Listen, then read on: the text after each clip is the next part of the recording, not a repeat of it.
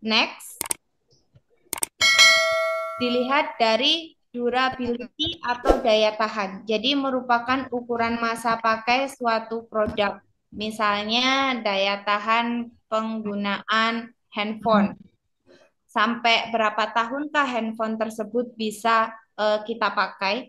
Biasanya kan semakin lama itu semakin lambat karena apanya ya? Kalau handphone Semakin lemot. yang buat lambat tuh apa ya?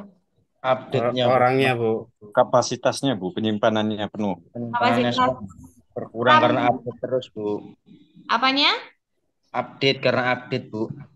Karena update terus RAM-nya kan penuh itu. Ya, ya RAM-nya tetap cuman berkurang kapasitasnya, Bu. Mm-mm. Itu bisa. Jadi dikatakan memiliki nilai mutu apabila suatu produk tersebut memiliki daya tahan yang lama. Misalnya lampu Philips itu kan bisa nyala sampai berapa tahun itu? 10 tahun kan? Selama tidak ada banjir, tidak ada konsleting, dia masih tetap bisa menyala. Itu dikatakan memiliki mutu atau kualitas apabila punya nilai daya tahan yang lama. Yang keenam yaitu kemampuan pelayanan atau service ability. Merupakan karakteristik yang berkaitan dengan kecepatan, kemudahan, serta akurasi dalam perbaikan. Jadi produk itu dikatakan memiliki mutu atau bisa diukur kualitasnya apabila produk tersebut memiliki nilai lain berupa kemampuan pelayanan atau service ability.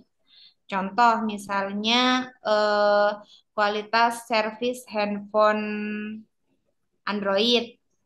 Dia mampu menjamin untuk kerusakan-kerusakan ringan, jangka waktu perbaikannya bisa 1 hari. Itu kemampuan pelayanan.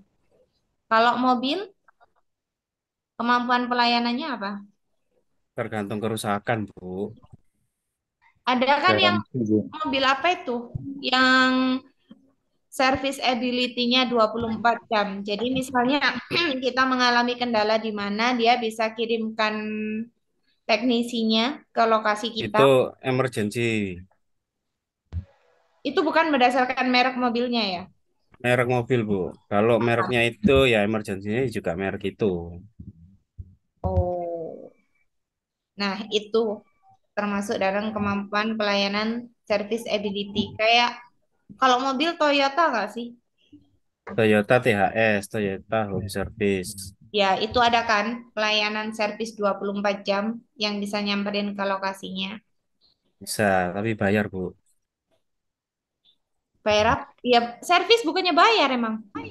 Enggak. Jadi kalau kalau di mobil itu di luar jam operasional kerja, kalau ada emergency ya bayar pelayanannya itu karena kan manggil Oh, teknisinya.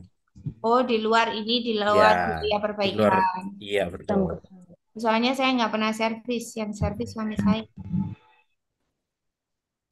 Yang ketujuh, mempunyai nilai estetika auto estetik. Karena nilai estetika ini merupakan karakteristik yang subjektif. Tidak semua orang mengharapkan suatu produk itu memiliki nilai estetika ya, tetapi ada beberapa orang yang menganggap nilai estetika dari suatu produk itu penting. Contoh seperti saat ini, karena maraknya media sosial, maraknya konten-konten viral di media sosial, maka para perempuan-perempuan ini sekarang lebih berlomba-lomba untuk mendesain rumahnya secara seestetik mungkin. Ada yang kayak gitu. Yang beli tempat buah aja harus yang punya nilai estetik karena disesuaikan sama situasi rumah. Nah, untuk nilai estetik ini lebih bersifat subjektif. Salah satu hal yang bisa diukur dari kualitas suatu produk menurut beberapa orang itu dilihat dari nilai keindahannya. Dan yang keempat lagi, astagfirullah, ini agaknya saya memang sudah tidak konsentrasi lagi nih. Semangat, Bu. Bubar kita, Bu. Mari kita selesaikan ini. Yang kedelapan, suatu produk bisa diukur kualitasnya dari kualitas yang dipersepsikan atau perceived quality. Bersifat subjektif juga, tetapi berkaitan dengan perasaan pelanggan dalam mengkonsumsi produk seperti meningkatkan harga diri. Jadi, kualitas yang dipersepsikan atau perceived quality itu contohnya seperti ini. Misalnya si A selama ini tuh bukan pengguna HP iPhone. Tetapi dalam persepsinya si A, even selama ini dia tidak pernah menggunakan HP iPhone, tetapi dia bisa menilai bahwa iPhone itu adalah HP yang berkualitas. Dan kalau dia bisa membeli HP merek iPhone, dia merasa memiliki kebanggaan tersendiri. Sampai sini poin kualitas yang dipersepsikan ini bisa ditangkap nggak? Bisa. Jadi Bisa.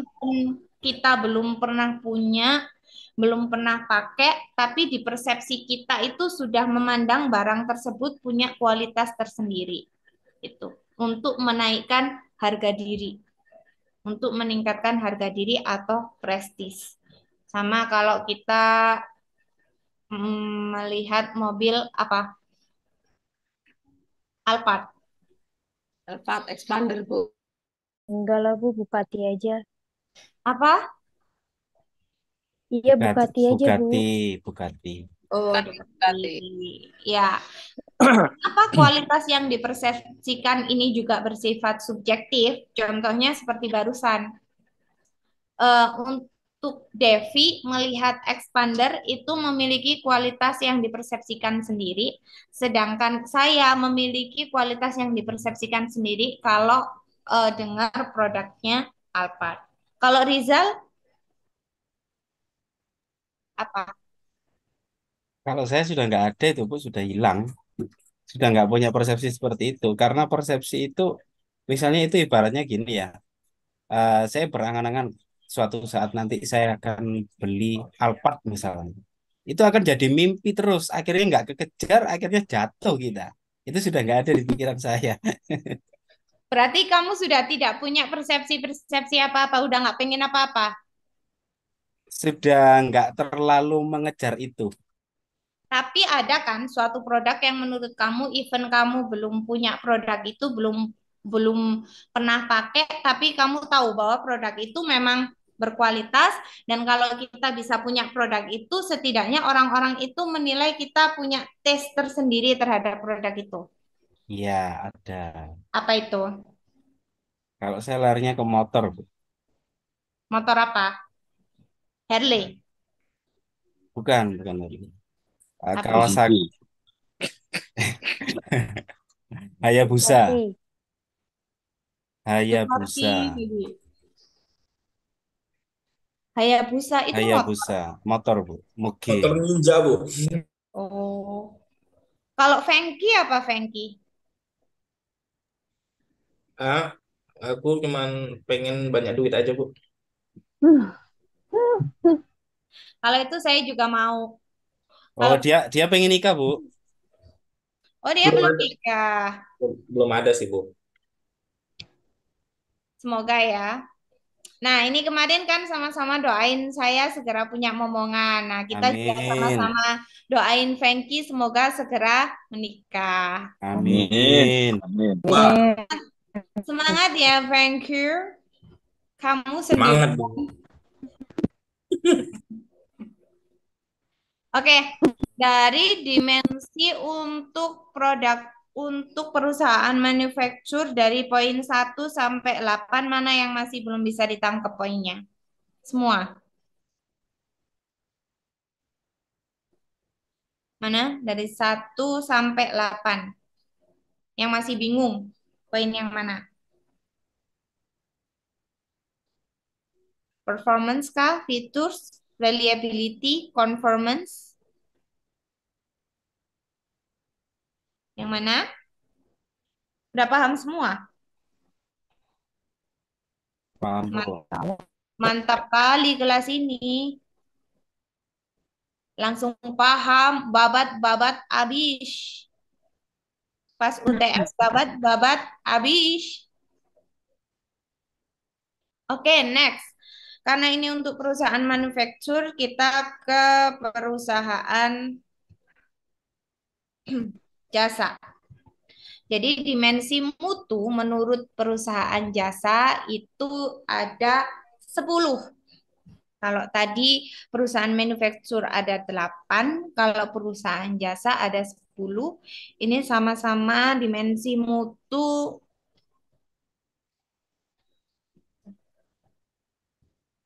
Ini mana sih? Nah, ini. Ini sama-sama dimensi mutu menurut Garvin, tapi ini untuk perusahaan jasa. Yang pertama yaitu communication atau komunikasi. Komunikasi di sini antara pemberi jasa dan penerima jasa. Jadi bagaimana cara kita berkomunikasi itu adalah cara pengukuran kualitas dari perusahaan jasa. Anggap saja kemarin contohnya adalah klinik kecantikan. Kalau komunikasi antara pemberi jasa dan penerima jasa sudah tidak baik, maka bisa dipastikan bahwa jasa tersebut memiliki nilai kualitas enggak? Bu. Punya enggak? Nggak punya, Bu. Tidak. Kualitasnya buruk. Jadi yang pertama dari perusahaan jasa itu diukur dari komunikasinya antara pemberi dan penerima jasa. Dan yang kedua dilihat dari credibility atau kredibilitas. Karena jasa itu berhubungan dengan pelayanan, berhubungan dengan kemampuan dan skill seseorang, maka akan dilihat dari credibility-nya. Seperti klinik-klinik kecantikan. Sebelum kita mempercayakan perawatan di klinik kecantikan tersebut, kita pasti akan melihat kredibilitas dokter kecantikan yang akan menangani kita. Benar nggak? Apakah dokter tersebut cukup memiliki kredibilitas atau enggak, selama ini dia itu untuk spesialisnya ambil apa. Makanya ketika kalian memiliki perusahaan jasa atau kalian bekerja di bidang jasa atau bahkan memiliki bisnis di bidang jasa, biasanya itu kalau kita masuk ke tempatnya akan banyak apa itu yang terpampang di tembok-temboknya itu.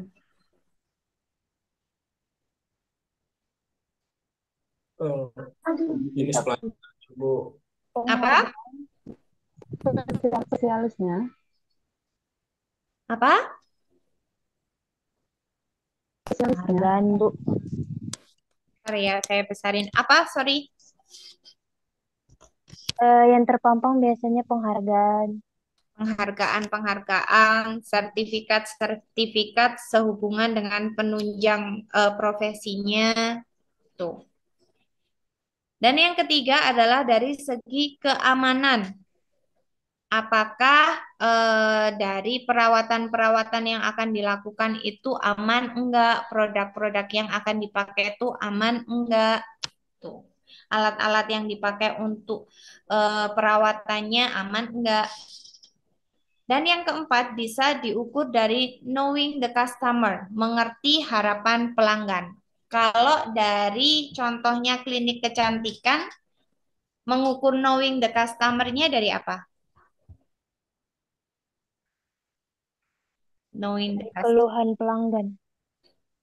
Contohnya, Contohnya misalnya nih Bu, oh ya nih saya ada jerawat di sini atau enggak dia konsul dulu nih sama dokter atau enggak sama yang resepsionisnya terus nanti diarahkan ke dokter. Nah terus habis itu dia konsul lah, konsumennya langsung konsul ke dokter dan dokter langsung kasih resep-resep dan bla bla bla bla dijelaskan seperti itu.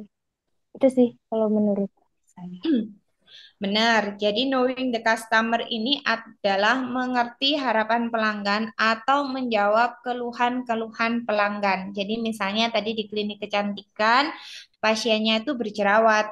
Nah, untuk menghadapi atau untuk mengatasi dan memberikan solusi pada pasien tersebut itu harusnya melakukan tindakan yang seperti apa atau memberikan pelayanan dan perawatan yang seperti apa. Itu adalah maksud poin knowing the customer.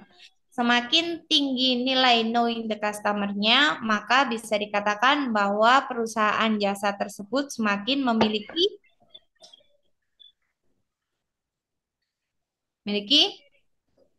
Tingkat kepercayaan. tingkat percaya, memiliki Mutu. Mutu. Astagfirullahaladzim, sudah jam berapa ini? Semakin Asik. menghilang materinya. Udah jam setengah 12, Bu. Sabar, sampai 10 ya. Yang poin 5, tangibles atau dapat diukur atau ada standarnya. Kalau tadi di klinik kecantikan, maka standar untuk perawatan-perawatan atau standar alat-alatnya itu seharusnya yang seperti apa?